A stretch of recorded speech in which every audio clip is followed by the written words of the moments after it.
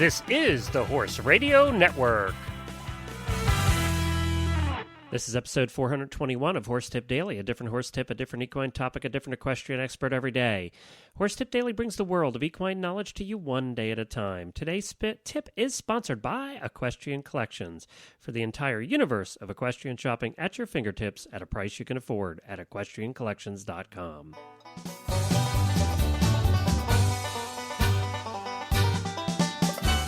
Welcome back, everybody, to Horse Tip Daily. I am Glenn the Geek from Lexington, Kentucky, and we're glad to have you back. We're continuing our spring series here that we started yesterday, reliving some of the early tips that we had that revolve around spring. There's so much you have to look out for with your horse's health and things like that, and just general stuff that we're including in these. We're going back a little bit in time, and I know many of you have not had a chance to listen back to day one, so this is your opportunity not to miss some of the good ones that we had associated to spring. Today's is from Dr. Parrott. He received his DVM from Tufts University in veterinary medicine in 1987.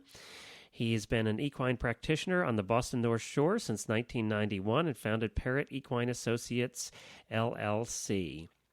This was taken off of episode 82 of the Stable Scoop radio show, and it actually comes from episode 179 of Horse Tip Daily. And we appreciate him being on Stable Scoop with us on a regular basis. And he talked about spring grasses, which is something that we always have to be aware of with our horses. So we thought we'd bring that to you today. We appreciate all of you who have listened to tips in the past and maybe have heard them all. If you've heard this one before and don't want to listen again, just skip right over. If you it's been a long time, might be worth taking another listen anyway.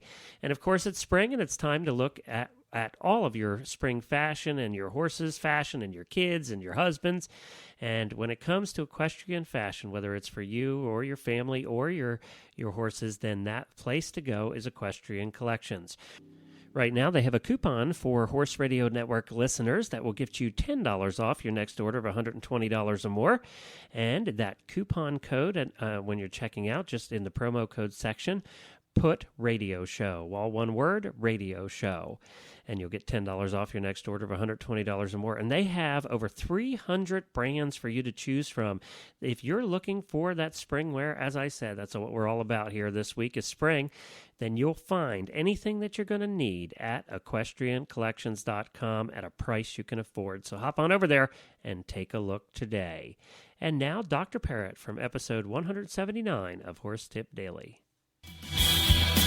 Let's say you board your horse in a barn and the barn manager says, okay, it's springtime. Grass is coming in, especially in an area where the grass has been dead all year long. And they say, don't turn your horse out on spring grass all day long. And you you hear that, you heed that advice, you follow it. With spring coming, what do horse owners really need to keep in mind about their horse's nutritional needs as the spring grass comes in, as it gets green, and how much they can or cannot graze on that? That's an excellent question. It's a very difficult thing to deal with because, of course, the grass turns green at different rates depending upon temperature and moisture in a given area.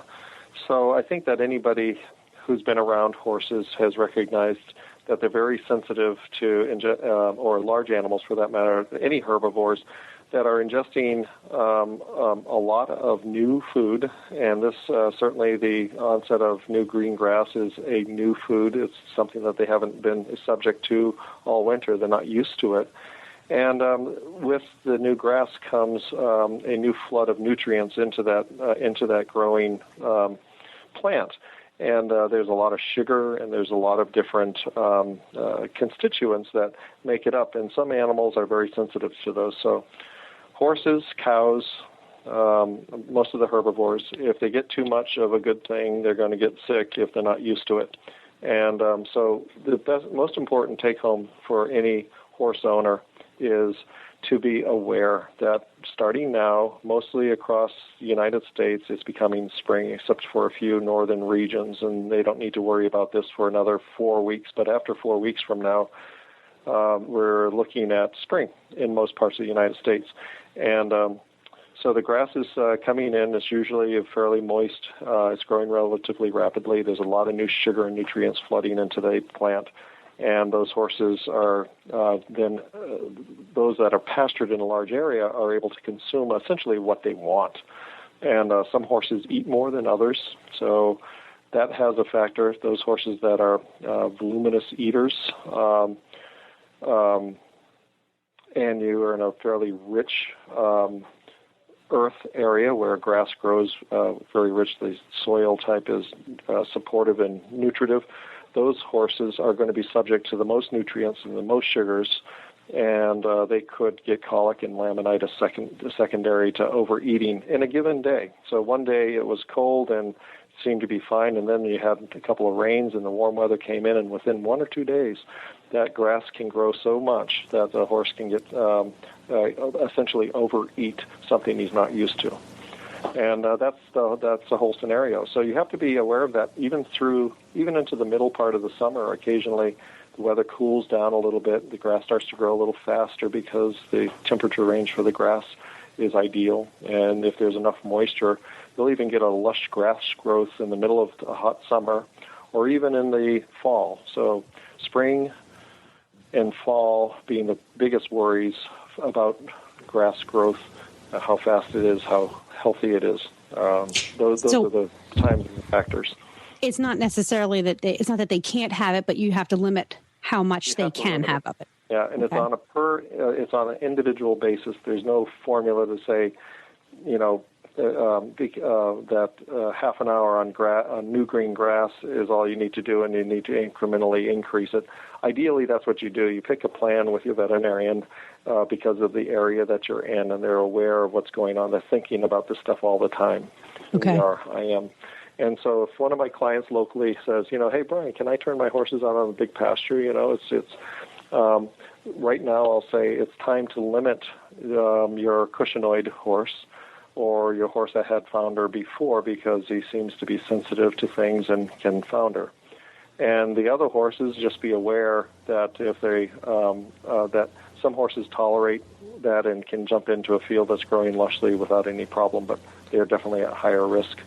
So those horses that are at high risk that you identify as old, cushion-oyed, insulin-resistant type, have had a case of laminitis in the past, those are the ones that you really need to identify. And what about ponies and minis? Yeah, are they also high risk? Well, there are ponies, wild horses, miniatures that seem to be more sensitive, more subject to that, and it's probably a genetic base. The ones that have a tendency to become fat more easily. But there's so many factors that can play into that. The answers are yes, those are the types that you want to be more careful with. And certainly ponies can overeat. There is no. Horses really, evolutionarily, they evolved to be able to eat a bunch of different stuff. They're grazers primarily, but they'll graze over large ranges just to get enough nutrients to survive. And, since modern day, we've been able to fertilize our pastures and fields, and, you just get this beautiful, and we're able to develop grasses that, grow fast and nutrient. And we've created our own problems with that because the horse is a horse.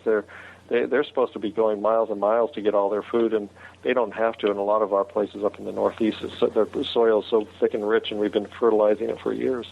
A small, half an acre can support a horse for quite a while. That's how you pay for the USS Dr. Parrott. Yeah. USS Dr. Parrott. So that's it in a nutshell. And so I identify the horses and then work with the veterinarian to put them on a schedule. And just be aware that if you think it's a really nice day for growing, you're seeing that grass has grown, a half an inch to an inch in a day, then it's growing awfully quickly. Your horses are going to be subject to eating all of that. And and that's what you don't want.